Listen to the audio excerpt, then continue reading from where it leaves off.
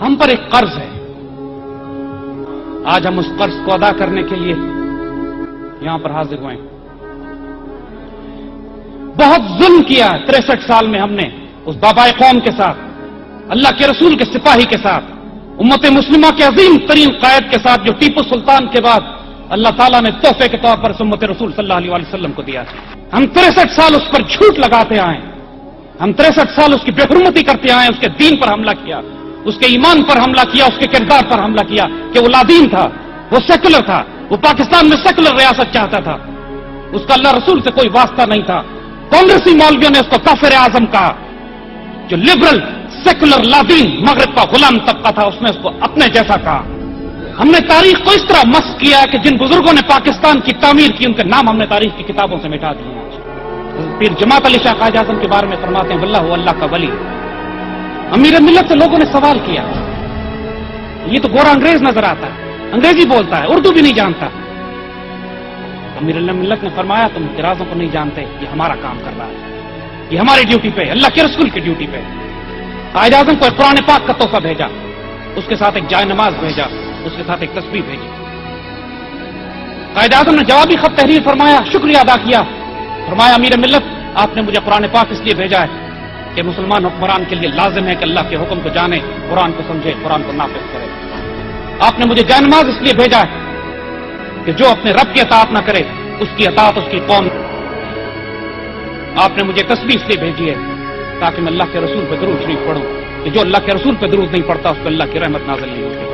آپ حیران ہو کے فرماتے ہیں واللہ محمد علی جناح اللہ کا ولی ہے. میرے دل میں اللہ نے یہی باتیں ڈالی تھی, میں نے اس کا کسی سے ذکر نہیں کیا تھا. اس کو کیسے معلوم ہوا کہ میں نے یہ اس نیت سے یہ تحفے اس کو بھیجے. علامہ شبیر احمد عثمانی سے جو یہ پوچھا گیا کہ راتوں رات آپ تبدیل کیسے ہو گئے, فرمایا میں بھی قائد اعظم کا مخالف تھا, لیکن رات میں خواب میں حضور صلی اللہ علیہ وسلم کی زیارت نصیب ہوتی ہے, آپ کے ساتھ قائد اعظم کھڑے ہوتے ہیں, حضور قائد اعظم کی طرف مخاطب کر کے فرماتے ہیں یہ میرا سپاہی ہے, اس کی مخالفت نہ کرنا کبھی. علامہ اقبال سے پوچھا گیا کہ آپ نے اس وجود کو کیوں سلیکٹ کیا, فرماتے ہیں یہ انکرپٹیبل انپرچیزبل, نہ یہ خیانت کرے گا نہ بکے گا کبھی. یہی محمد علی جناح جب 1920 کی دہائی میں شادی کرتے ہیں تو اپنی بیوی کو لے کے مالابار ہلز جاتے ہیں اور صرف اپنے گھر کے غسل خانوں کی تعمیر پر 50,000 روپیہ اس وقت کا خرچ کرتے ہیں. لیکن جب محمد علی جناح سے قائد اعظم بنتے ہیں, اس مملکت خداداد, اس مدینہ ثانی, اس پاکستان کے گورنر جنرل بنتے ہیں, اس وقت ان کے ڈاکٹر 1.5 روپے کا موزہ آپ کو پیش کرتے ہیں. آپ یہ کہہ کر رد کر دیتے ہیں کہ غریب ملک کے, مسلمان ملک کے سربراہ کو زیب نہیں دیتا کہ اتنا مہنگا موزہ پہنے. وہ نرم دم گفتگو, وہ گرم دم جستجو, وہ رزم ہو یا بزم ہو, وہ پاک دل وہ پاک باز. اس سے انگریز سفیر کہتا ہے کہ بادشاہ کا بھائی آ رہا ہے پاکستان, آپ اس کو ریسیو کرنے ایئرپورٹ جائیں, پاکستان کی بڑی عزت ہوگی. قائد اعظم جلال میں آ جاتے ہیں, کہتے ہیں میں ایئرپورٹ جاؤں گا بادشاہ کے بھائی کو ریسیو کرنے کے لیے, لیکن میری ایک شرط سن لو, جب میرا بھائی انگلینڈ جائے گا تو انگلینڈ کا بادشاہ اس کو ریسیو کرے گا. سرکاری استعمال کے لیے گورنر جنرل ہاؤس کے لیے 37 روپے کا فرنیچر لایا جاتا ہے.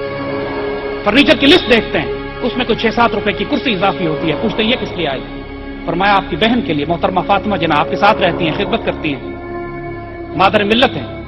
قائد اعظم اس پر لکیر لگا دیتے ہیں اس کے پیسے بیت المال سے نہیں جائیں گے, فاطمہ جناح سے اس کے پیسے لو, مسلمانوں کے پیسے اس پہ خرچ نہیں کیے جائیں گے. کیبنٹ کی میٹنگ ہے, اے ڈی سی پوچھتے ہیں کہ وزراء تشریف لا رہے ہیں تمام مسلمان ریاست کے, ان کو چائے کے ساتھ کیا پیش کیا جائے. قائد اعظم جلال میں آ جاتے ہیں, کیوں یہ گھر سے کھا کے نہیں آتے. اس کے بعد رواج بن گیا کہ کابینہ کی محفلوں میں کسی کو کچھ کھانے کو نہیں دیا جاتا. 1940 کے جلسے کے بعد اسی لاہور میں جب تکمیل پاکستان کا جلسہ کیا جاتا ہے, قائد اعظم سب سے پہلے علامہ اقبال رحمۃ اللہ علیہ کے مقام پر پہنچتے ہیں اور اپنے سیکرٹری مکتوب الحسن سید صاحب کو مخاطب کر کے کہتے ہیں کہ آج علامہ اقبال کتنے خوش ہوتے کہ میں نے وہی سب کچھ کیا ہے جس کا آپ نے مجھے حکم دیا.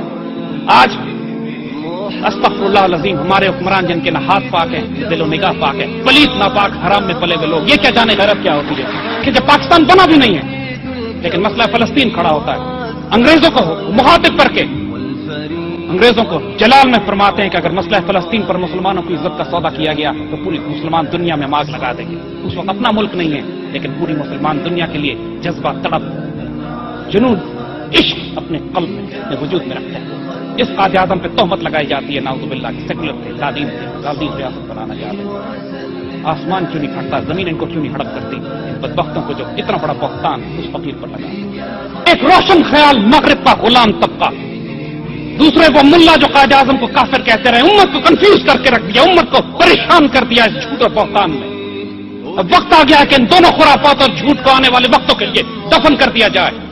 قائد اعظم نے اس پاکستان کو اس لیے بنایا تھا کہ یہاں خلافت راشدہ کا نظام ہوگا انشاءاللہ. قائد اعظم نے اس پاکستان کو اس لیے بنایا تھا کہ یہاں پر قرآن و سنت کا نظام نافذ کیا جائے گا. قائد اعظم نے یہ پاکستان اس لیے بنایا تھا کہ اس کو مرکز بنایا جائے گا کہ ایک ہوں گے مسلم یہاں سے حرم کی پاسبانی کے لیے نیل کے ساحل سے لے کر تابخا کے کاشغر تک. یہ وہ قائد اعظم ہے. جب آپ کا انتقال ہونے لگتا ہے، زیارت میں اپنے ڈاکٹر سے کہتے ہیں اب میں بہت اطمینان و تسلی کے ساتھ دنیا سے جا رہا ہوں، میرا ایمان ہے کہ یہ پاکستان ہرگز وجود میں نہیں آتا اگر اس میں فیضان نبوی شامل نہ ہوتا. اور اب آنے والی نسلوں کی ذمہ داری ہے کہ اس پاکستان کو خلافت راشدہ کی بنیاد پر تعمیر کریں تاکہ اللہ نے جو وعدے ان سے کیے ہیں وہ اللہ ان وعدوں کو پورا کرے. اس پاکستان کی ہاں اور نہ میں انشاءاللہ دنیا کے فیصلے ہوں گے. یہ وہ تقدیریں جو لکھ دی گئی ہیں، اللہ صرف ان خوش نصیبوں کو تلاش کر رہا ہے جن کے ذریعے اپنے فیصلوں کو وہ نافذ کرے گا. اسٹیٹ بینک کو ذمہ داری دی گئی تھی کہ اس پاکستان سے سود اور ربا کا نظام ختم کر کے یہاں پر اسلام کا معاشی نظام قائم کرے جس کی بنیاد سونے اور چاندی پہ، درہم و دینار پر اسلام کے real wealth based economic model پر. اسٹیٹ بینک نے، اس ملک کی عدالتوں نے پچھلے 30 برس ہو گئے پاکستان کی شرعی عدالت اور سپریم کورٹ کے درمیان وہ فائل ایک دوسرے کی طرف پھینکی چلی جا رہی ہے جس میں سود اور ربا کے نظام کو ختم کرنے کی بات کی گئی. اس ملک میں عدالتی نظام جو آج بھی انگریزوں کا بنایا ہوا ہے، جو کفر کے نظام کا بنایا ہوا ہے، جہاں پہ صرف طلاق اور قتل اور کرائے کے مقدمات 30 سال تک چلتے ہیں، یہ وہ پاکستان نہیں تھا جس کا قائد اعظم نے خواب دیکھا، جس کے لیے 50 لاکھ شہداء ہم نے دیے اور جو آئندہ آنے والے وقتوں میں امت مسلمہ کی قیادت کرے گا. یہ اذانیں بار بار آپ کے پاس نہیں آئیں گی ہندی کی دیگر راز آیت کے نائب فقیر باز آیت کے نائب. دوبارہ راز جاننے والے تمہارے پاس شاید آئیں یا نہ آئیں، یہ فقیر تمہارے پاس دوبارہ بار بار لوٹ کر نہیں آئیں گے. توبہ کا وقت تمہارے پاس اب ہے. کچھ حکمرانوں کو بھی وارننگ دی جا رہی ہے، ان کی قبروں کے نشان کسی کو نہیں ملیں گے. جس روش پہ یہ چل رہے ہیں آج، اللہ نے اپنے بندے لے کر آنے، وہ آنے والے ہیں. صرف انتظار کرو، ہم آپ کے ساتھ انتظار کر رہے ہیں. اللہ اس پاکستان کا حامی و ناصر ہے اور رہے گا انشاءاللہ.